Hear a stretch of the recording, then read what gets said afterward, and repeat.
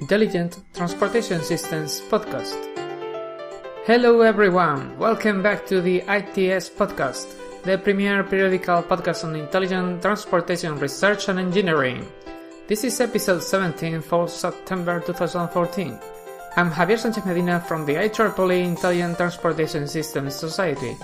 We have prepared an outstanding episode for our very special listeners. Have you heard of contactless electric vehicle charging?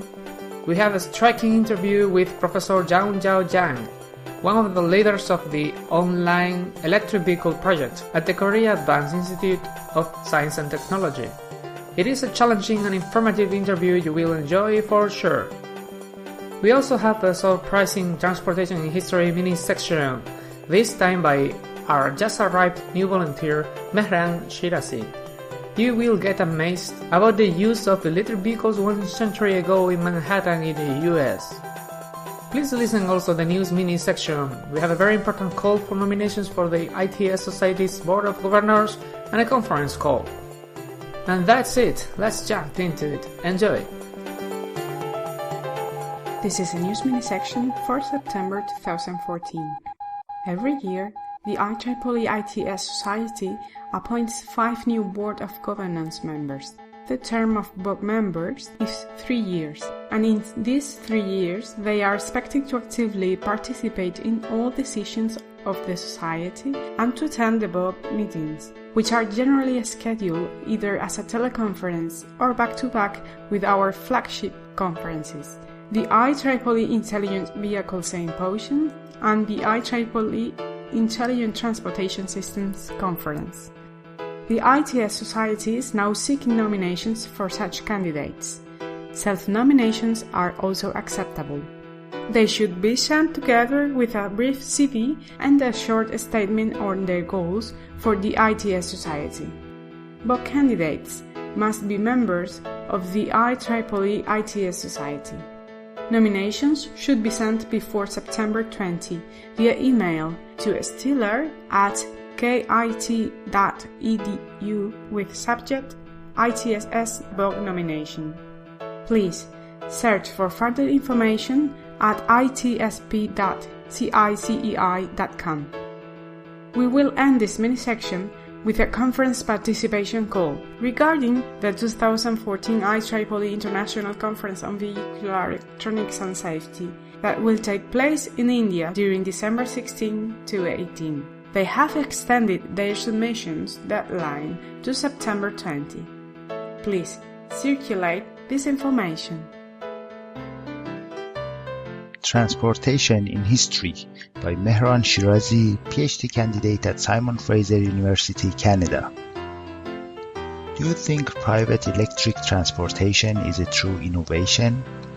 If you think so, you might not know that in 1900 there were more battery-powered electric cars on the streets of New York City than cars powered by gasoline. There were 4,200 cars sold in the US that year. While only 22% of them were internal combustion engine cars, 38% of these cars were electric.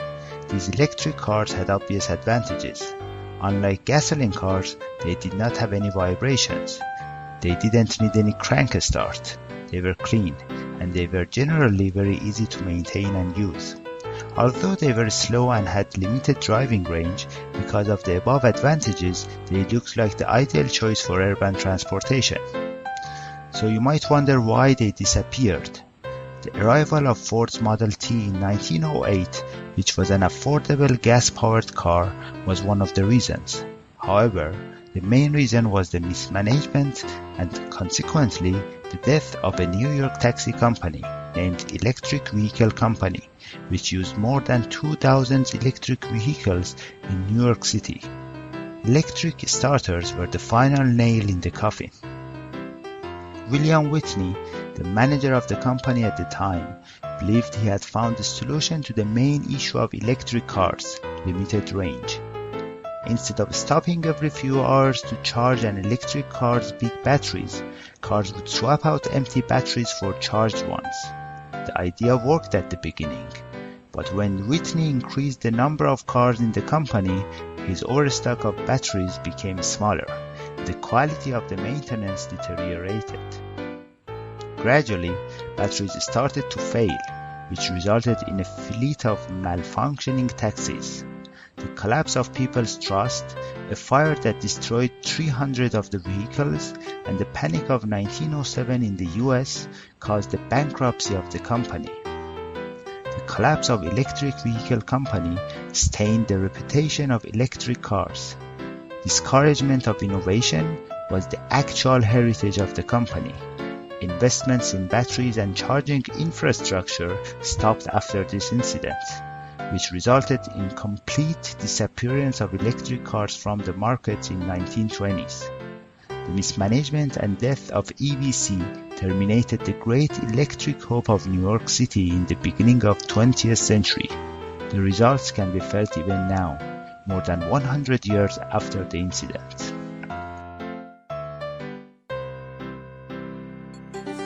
Let's start with the main course of this episode, this interesting interview about vehicles that recharge their batteries on road. We really hope you enjoy this. Very well, my guest today is Professor Young Jae Jang. He belongs to the Industrial and Systems Engineering Department at Korea Advanced Institute of Science and Technology. He participates and disseminates a very interesting project called Online Electric Vehicle or OLEV, where vehicles can recharge their batteries without any special connections or contact, as they move over a special pavement. His role in OLEV project is to develop a high-level system design and an ITS architecture design. The high-level design includes determining the charging station allocation and creating routes for OLEV-based transportation systems. Hello, Professor. Can you please introduce yourself to our audience? Hi, thank you for having me. I'm an assistant professor in the Department of Industrial and Systems Engineering at KAIST, Korea Advanced Institute of Science and Technology. Okay. Before I joined KAIST about 3 years ago, I worked in a company in the US. I received a PhD degree at MIT, Massachusetts Institute of Science and Technology in the US. Majoring in mechanical engineering, and also I studied operations and research. Okay. I'm currently doing research on transportation systems, logistics systems, and of course, intelligent transportation systems. And also I'm also involved in the KAIST Online Electric Vehicle OLEV project. Mm-hmm. Very good. John, can you please talk a little bit about your center, KAIST? It seems to be a very big and important research center there in Korea. Could you please provide us with some numbers, perhaps? Okay. KAIST, again, Korea Advanced Institute of Science and Technology. It was established in 1971 with the funding supported from the Korean government. Okay.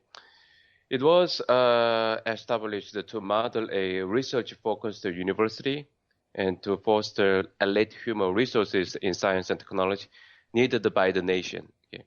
So initially, when it was established, the Korea government was benchmarking the MIT or Caltech in the US, focusing on the technology and science, and also not only doing the research, but also educating the elite human resources. Now the KAIST is one of the fastest growing universities in the world in terms of academic recognition. We have around 14,000 undergraduates, about 25,000 graduate students, including, and also actually graduate students means the master's degree, and also about 10,000 PhDs. Okay. Mm-hmm. That's impressive. Well, what is OLEV? It stands for Online Electric Vehicle, but could you please tell us a little bit more? Oh, yes. Again, the OLEV, OLEV, that stands for Online Electric Vehicle. It is a special electric vehicle that charges the battery wirelessly from the power source installed under the road. the power supply system of the OLED generates a large amount of magnetic flux to transfer 100 kilowatt of power, which are necessary for the vehicle. The power rail is designed to generate the magnetic flux with a frequency of 20 kilohertz to the direction of the pickup module on the vehicle. The concept actually delivering the power wirelessly from the road to the vehicle is not really new. It has been around since the 1970s. However, the biggest technological breakthrough of the KAIST OLED system is that, well, the charge can be done wirelessly. The vehicle is charged in motion, and also we could substantially increase the efficiency, the wireless charging and transport efficiency of the system. So we could successfully develop a commercial system. Mm-hmm. Where do you see this type of technology installed? Only in dense cities or even out on remote rural roads where the fear of lost battery power is greater? Okay, so first of all, the biggest problem of the current conventional electric vehicle or a plug-in electric vehicle is the long charging time and the limited per charging distance. Mm-hmm.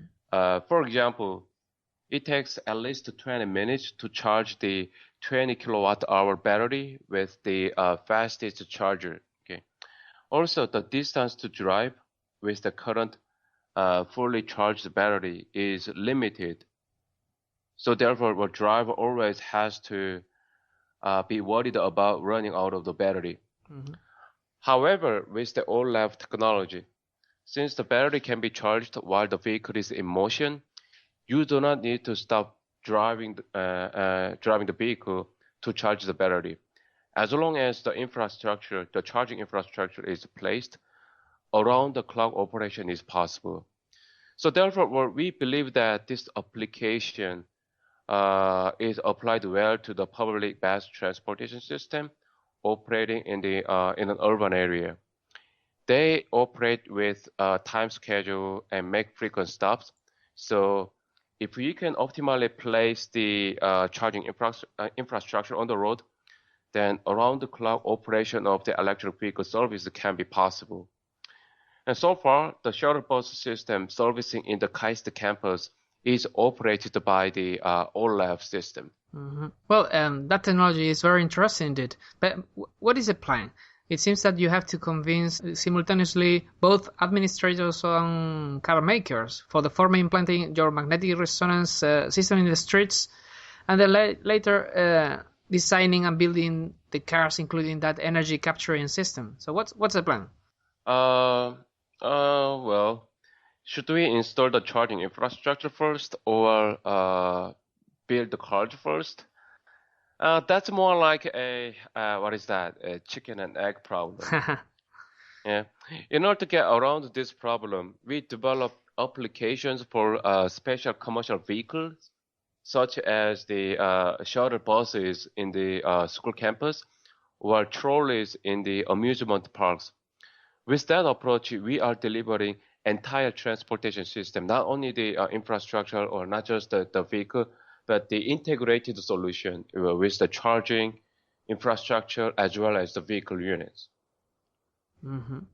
Well, I now need to make a very short break, but we'll be back quickly. Hello again. Do you want to join our community? Please join us.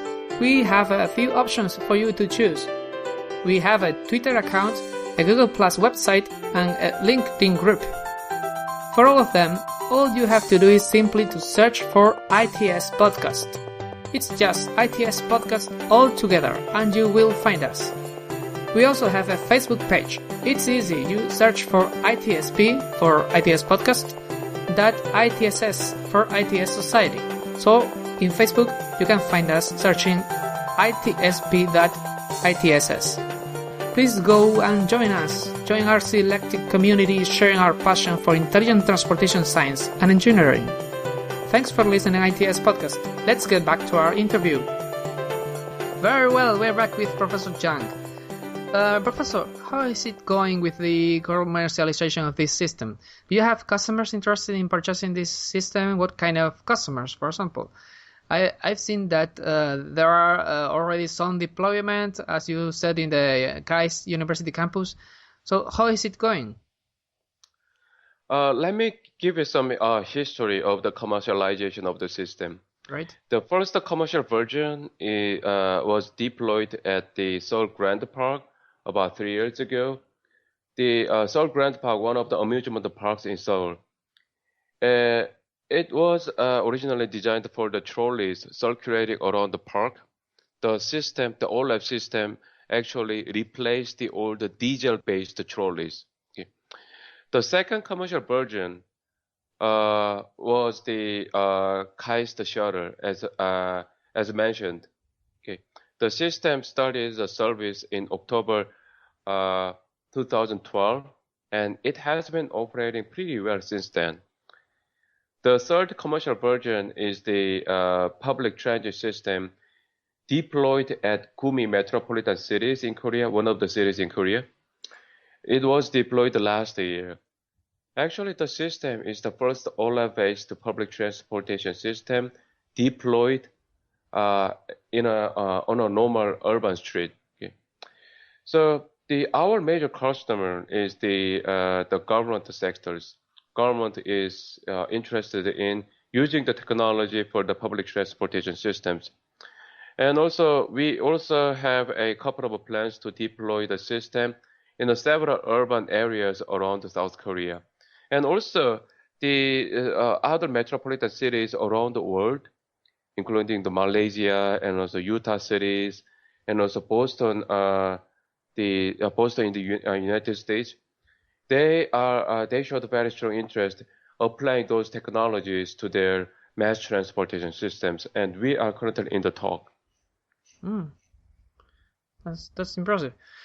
Okay, Professor, can you elaborate a little more on what are the advantages and disadvantages of using OLED instead of plug-in charge electric vehicles? For example, can they carry lighter batteries, since the weight of batteries in conventional electric cars is a traditional pain point of these cars?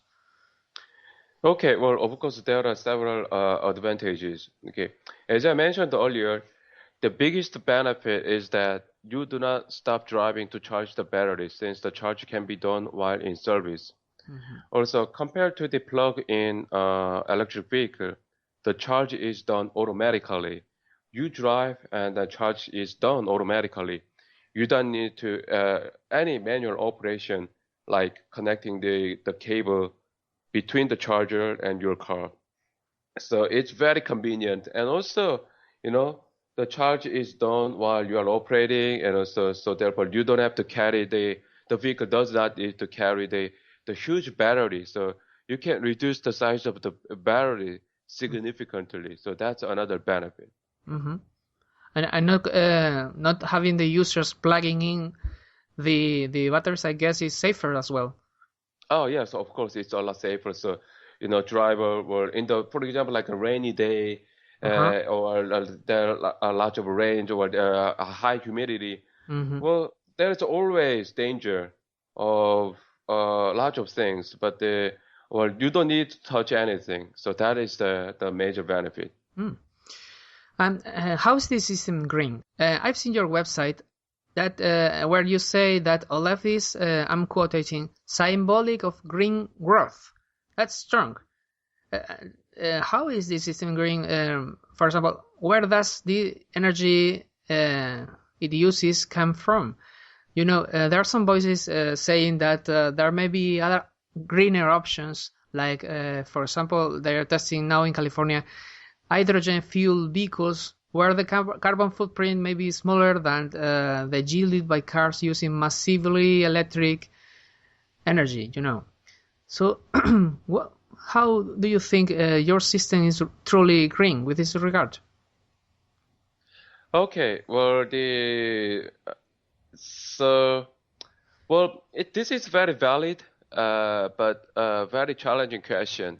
Mm-hmm. That in order to achieve that the true green transportation, well, well, you have to consider not only the power source of the vehicle, but also, well, how you're going to generate the source used by the vehicle. So you have to consider all those factors. Okay. So therefore, we also trying to develop methods to generate electricity with a sustainable energy source, such as solar energy or wind energy. So where there is a charger, the charging infrastructure, then we try to localize, which means that we generate the source of the energy in a local level instead of just relying on the power grid. So this research is currently being done. And also, in order to solve the electric grid balancing issue, there is balancing issue. There are lots of electric cars, and also they use a lot of electric energies from the grid. There could be another issue. So therefore, we also trying to develop vehicle-to-grid technology, which means that you actually send out the electricity stored in the battery and send the energy back to the grid.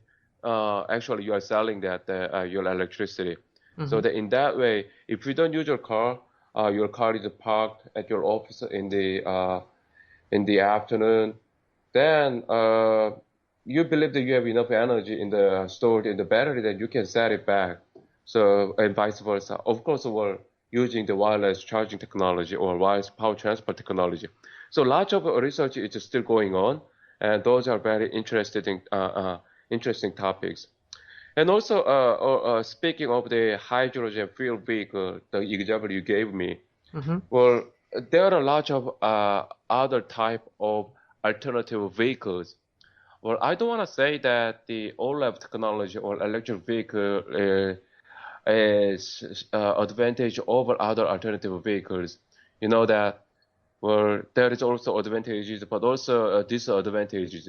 So I don't believe that one technology will dominate the entire technology in sometime soon.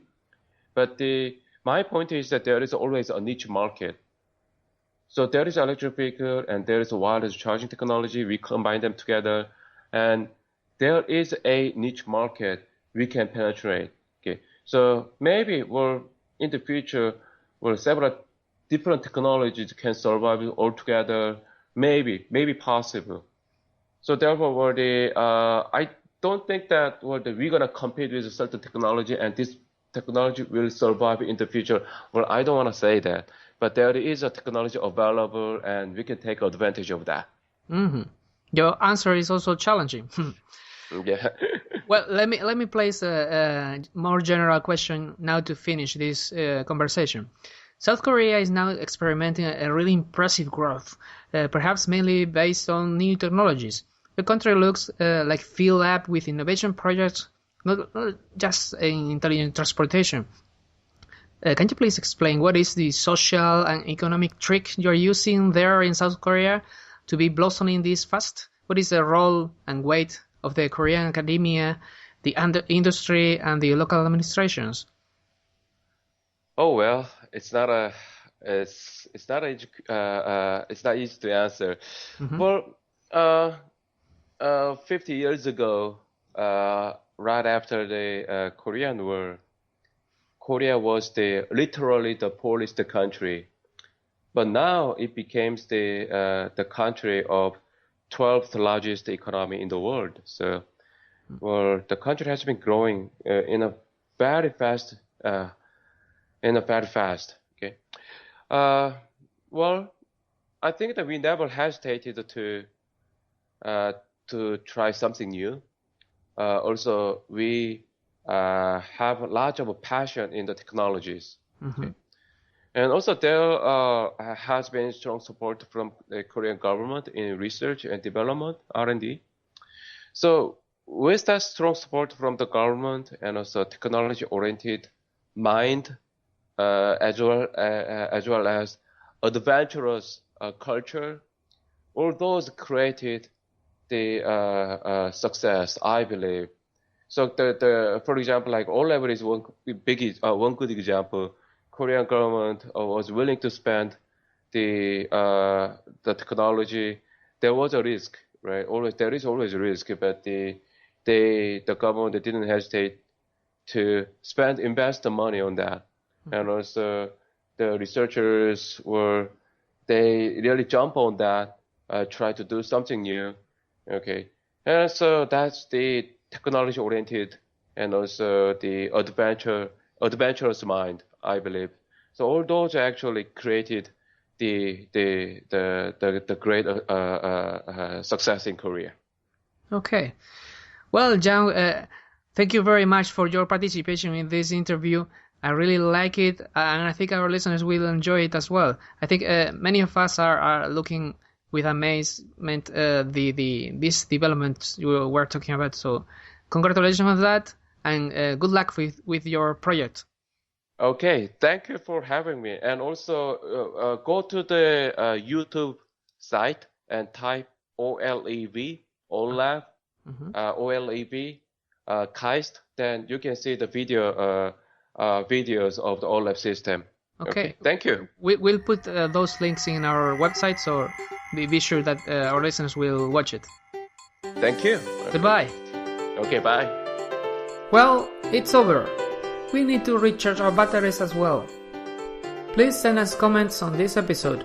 Do you think it's feasible to charge future electric vehicles without even stopping? Let us know what is in your mind. We are already working in the next episode. You'll get amazed. Stay tuned. This podcast is sponsored by the IEEE Intelligent Transportation Systems Society, website designed and managed by the Innovation Center for the Information Society at the University of Las Palmas de Gran Canaria in Spain, soundtrack developed by Rubicon, language advisory by Manuel Arbelo and Professor Sean Williams from Clemson University, South Carolina. We'll be back soon bringing you again the cutting edge of science at the Intelligent Transportation Systems podcast. Thanks for listening and drive safe.